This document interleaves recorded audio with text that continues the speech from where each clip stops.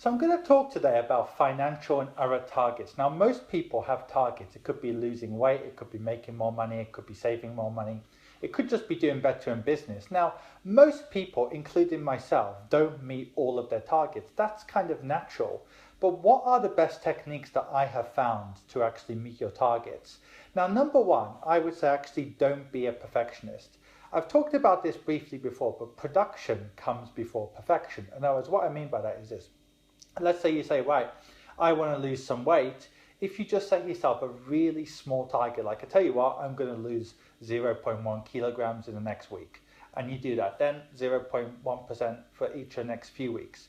But then you'll get confident. I say, well, I can do 0.5% now or 0.3%. The point is get started. The same with finance. If you start investing small amounts, you get a bit of confidence about, your ability to invest, to be a bit self-disciplined. That's half of the battle. Whereas for half of the people out there, say if they're depressed and not getting out of bed, they're, in a really bad state, that is half of the battle, just getting started. So what I would say is, don't be a perfectionist, actually get started. But more specifically than that, a target should be specific and measurable. In other words, if you make a target like, I want $500,000 by year, 2025, or I want to get down to 80 kilograms of weight. If it's something very specific and you then boil that down to like yearly and monthly goals, that actually makes a lot of sense because it becomes more realistic. You can look at the goal and say, well, it might sound like a big figure, but I only need to invest $2,000 a month or whatever it might be. But start with the big goal, but then break it down. But then kind of linked to that is something about priorities. And that's that most people have got loads and loads of goals they want to have. And basically, though, it's always good to prioritize. I remember Warren Buffett talking once, and he said what he would do is you'll write down 10 goals or 20 goals, then scribble out most of the goals and keep like 3 to 5 goals. I can't remember how many. But basically what I would say is every single morning for just 1 or 2 months, if you write down your 5 or 10 goals in business, in life or whatever, write them down. Don't care if you meet them to start with, but if you keep writing them down, what will happen is, if you don't look at the previous day, you will know what's a priority for you. In other words, on day one, you'll write down your 5 or 10 goals for life. Number 2, you'll write down, or should I say day 2, you'll write down the goals again, but you will realize that on day 2, some things are different to day 1, unless you've got a really good memory. But by day 15, day 20, 25, 30, you'll start to remember, you'll memorize your goals, and then you at least know what are your goals. Then you can work towards those specific goals.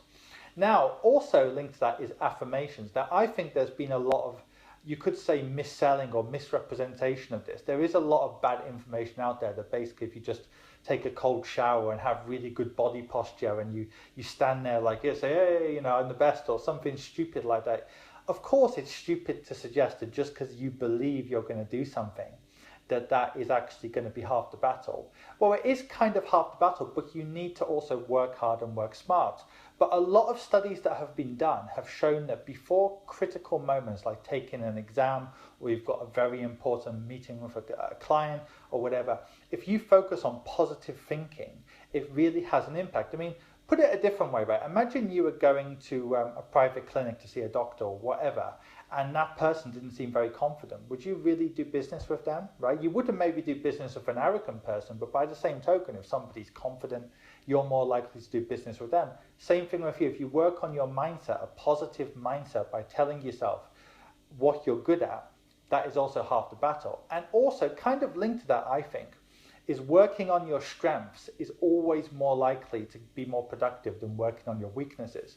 Now, you need to do both of them, but if you tell yourself, look, I might be bad in loads and loads of areas, but I'm really good at these 2 or 3 areas, and you really hammer that away, your mindset, and you link those to goals, you're more likely to succeed. So that could be something like, I might not be great at this area, but I've got the best firm in the greater, New York area or London area in recruitment, or I'm a great business executive, or I'm a great salesperson because I've done this or I've achieved this 2 years ago, so why can't I do it again?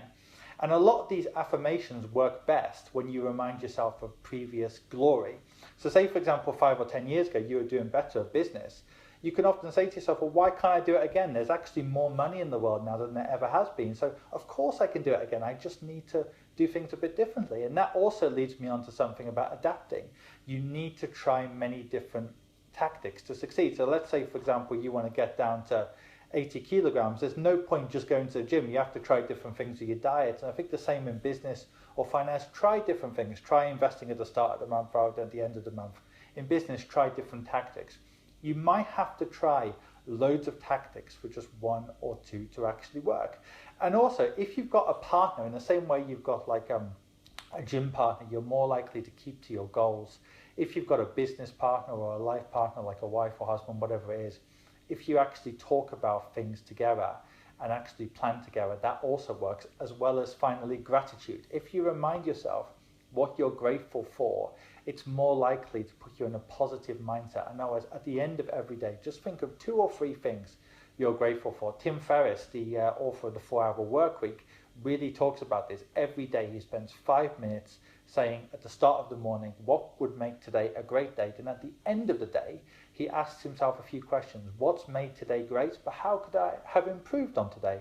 And what am I grateful for today? Okay, everyone, have a good day.